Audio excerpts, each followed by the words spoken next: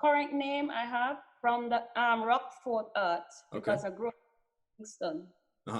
Right. Rockford art. Right. Can maybe just tell us about your experiences growing up in Rockford? Rockfort. That's Jamaica.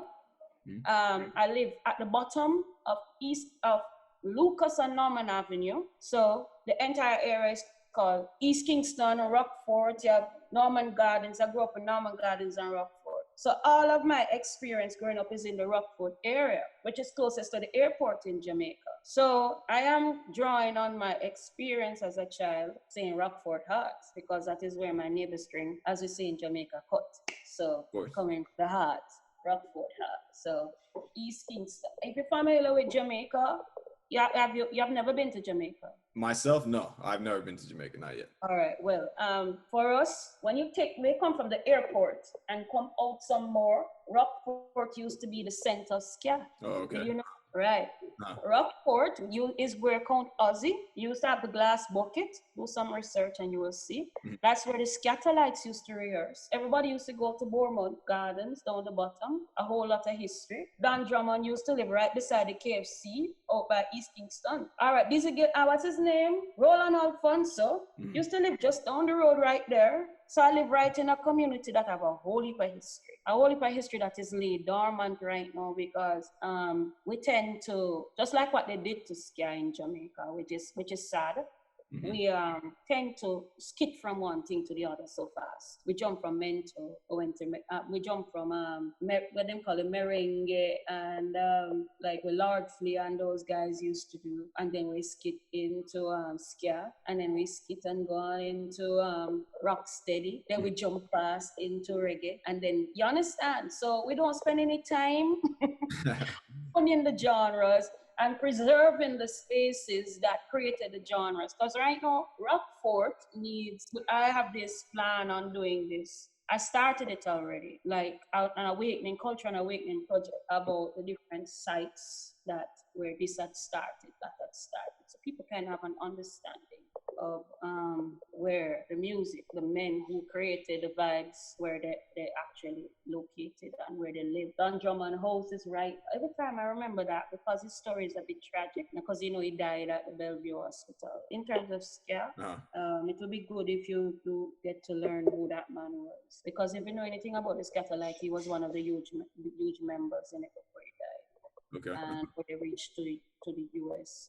Hold on 1 minute, please. Yeah, go ahead. Okay, I'm back.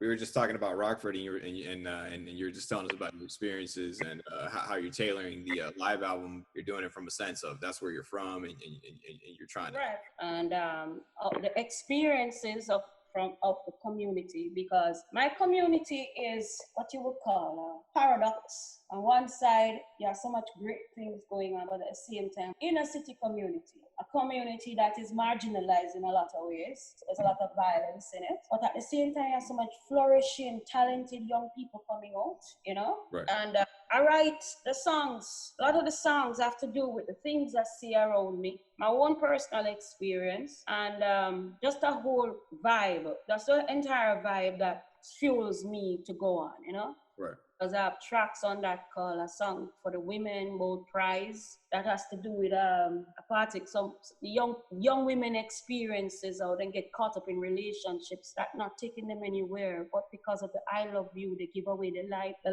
entire life. Because I see it where I'm from a lot, where these young girls will get involved with these older men that just use them up and just cast them aside later and just move on to a next girl. You understand? And they're there wondering what to do with their lives later. So I have a song called Prize, but it's very blatant, Yeah. Very blatant lyrics. Some say a lot of sweet and nice things. When them heights up you call and walk come depend. Allow yourself careless, naive, you understand? And trusting. Them will dig out your treasure, leave you crying. You understand? You better wall up on your prey, know your prime time. So you understand? It's kind of that woman power, know yourself, understand yourself. And then I have like one for the youths, because in my community too, there are youths that I call it potential die, right? Okay. A song. I wrote it about a young man. When I was in East in 2017. He was killed in the streets. Even the verses I write, it was from his words. I wrote, it's called Potential Die. It has to do with the positive young men. Because every time you have a war in the community, carelessness, careless meditation cause these wars. And it's always the youths, them when have nothing to do with the carelessness, end up dying. Because they're thinking, nobody now will trouble me because me and you ain't a problem. And those are the ones that come and kill.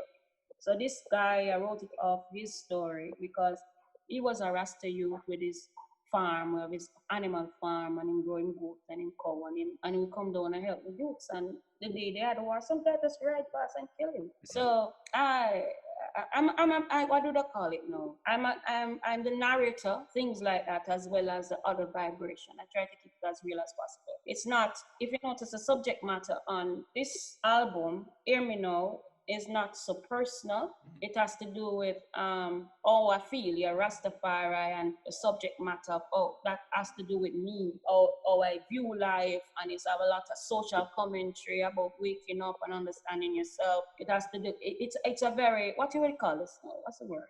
It's a protest kind of album. Hear Me Now. Right. A lot of the songs are very in your face. So that's other people tell me. So this album is giving a more personal side of me, you know. In a past interview, you said music is a tool for awareness. Yeah, that's my main focus, you know, because my name Isha Bel is woman of purpose, and I can't be on earth just taking up space. You have to use your platform to awaken and inspire. And right now, what I have seen over the years, a lot of the focus has shifted. I don't think we have enough singers putting out the messages. We don't have enough singers challenging the status quo. I don't think we have enough of that. I think everybody has gotten comfortable, like they think that poverty is gone. For a minute, they think that racism was gone. For a while, I was wondering if we don't see, I start seeing these images where people were hurt. We're putting up things in the street to block the homeless from sleeping. You follow where I'm coming from? Right. Laws are being enacted to force people not to feed homeless people, as if we're all made perfect. And then no, nothing will ever happen to you. So you have no compassion in your heart. You don't care about anybody else but yourself. So when your government get to the point of callousness, the singers need to wake up.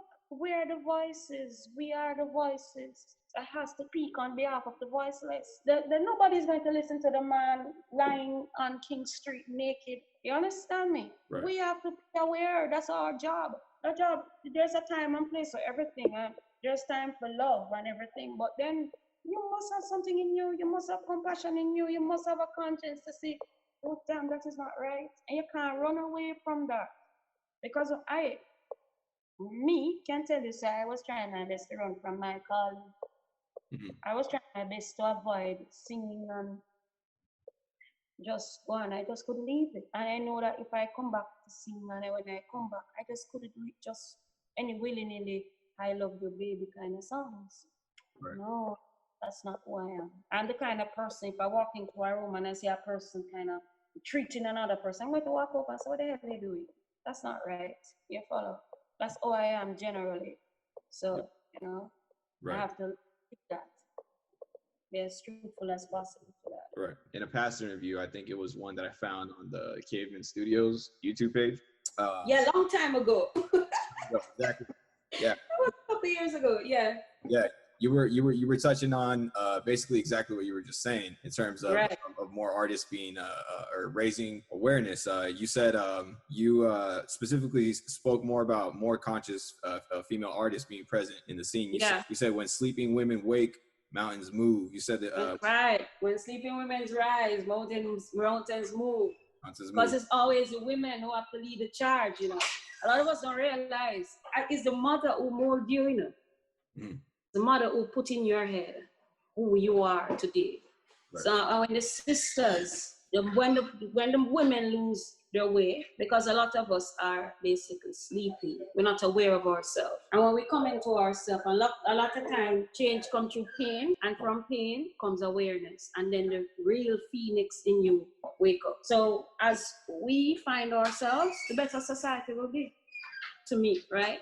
And the biggest thing we have to find a way to find balance, and everybody respecting and understanding each other as best as possible, and without one trying to lord over the other, right? Not in terms of I tell people a lot about the tools of division that has used to separate us from birth, telling us that this one come from that ribbon, that one this and that. It's to me a load of ways to tell, and even the whole thing about telling people that this one is chosen and that one isn't, it's a load of crap to me personally. I'm putting it like that, because if we have one almighty creator that made us all, why would he be choosing one set of his children over the other? So those are my personal convictions in terms of the things I believe in balance. And nobody must be lording over anybody more than the other. So. With that, you were also speaking that with the live album and just in general, what you're on, the type of path you're on, is you described it as a cultural awakening. My plan, really and truly, is the aim of my work. This is just one stepping stone to the ultimate aim of awakening what has been sleeping in East Kingston, awakening the knowledge of the young women in my community, helping as many young men as possible to realize that they're more than just some guy on a corner. You understand? For them to reach a stage of balance in themselves, where the more aware you are, the more you know yourself, you're less likely to do crap. You understand? Right. The more you understand your purpose, I know, okay, what I admire about the American industry, you always, at the end of the day, always trying their best to give back. It's a paid forward situation. And when you rise from that low vibrational level to a higher vibration, where you understand that you are only here to contribute to the balance, to make this life cycle continue. And the more you understand that, you know that your job is to come, complete the mission, and give back. My mission is to make music that inspire, do work in my community that uplift the young people, because I have this program that I'm working on called Rescue Youths Jamaica, because it has to do with my upbringing. My upbringing is not a pretty one. I'm just, as people would say, I'm just a pretty face, but they don't know what the inside, what makes up me. I've been from the age of 5 years old exposed to things that sometimes still haunt me in my dream. You understand? And it's from that premise I want to do more than just sing. So this is just, the music is to bring awareness, ultimately to fixing the ills of society, to changing the systems that are holding us back as a people, the systems that feel that you must come and take what's mine and I must not say anything and just live and forget my culture and forget everything and just become something else that I am not. So it is about self-determination, self-awareness, sovereignty, upliftment of young minds to be the best that they can be. That's it, especially in East Kingston. Mm-hmm. You said the program was that you're working with was called Rescue Youths Jamaica? Rescue Youths, right. Okay. I've not said anything yet, but I've been working single-handedly with young people, like one-on-one basis, and every now and then. What my aim to start next year, because of a few setbacks, because before the album I was working with other persons where I was not really seeing my vision where it should be, so I had to refocus on where I'm going. So with the album going out, then the next mission is to focus on that. Of course. Right. And it's not just education about book. And we have to give our people skills that they can use, skills training, because if you teach a man to eat, if a man can really give a man a plate of food to eat, that's all of them just go to the bathroom and it's gone. Teach him how to fish, teach him about fix his head, so he can always be making fish. He don't remember about hunger and he can pay it forward to somebody else. Yeah. Right. To kind of forward that point, I just have to ask what you're saying right there about not just education through a book, but education through actual life experience. I feel like that aspect is probably pushed a little more than it should be, like education through books.